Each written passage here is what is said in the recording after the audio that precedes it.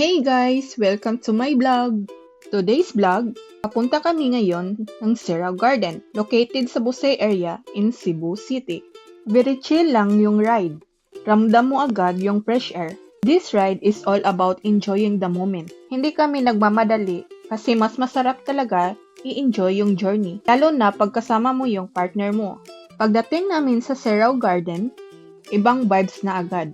Parang instant reset yung feeling. Makukulay yung flowers, at ang gaan lang sa pakiramdam.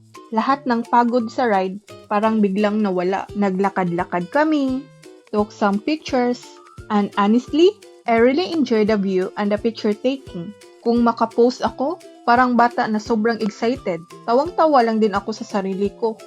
Mas lalo pang naging masaya yung place kasi may mga bata at adult nagtatawanan, na naglalaro sa pool. Sobrang happy vibes. So ako naman, nag-start na mag-post, pictures, enjoy yung view ng place at yung mga flowers. Parang bumalik ako sa pagiging bata. Walang iniisip, puro tawa lang.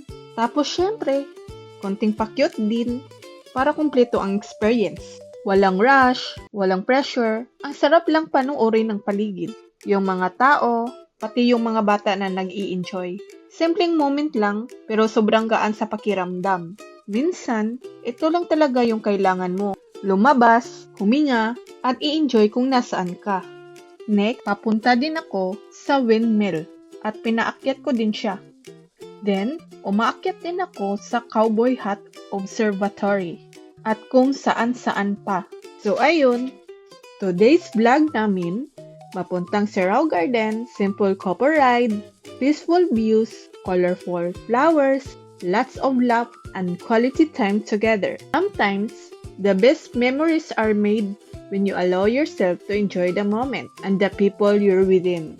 Hanggang sa susunod na vlog, ingat palagi, enjoy life, at huwag kalimutang maglaan ng oras para sa mga simpleng bagay na nagpapasaya sa atin. And thank you for watching! Bye-bye!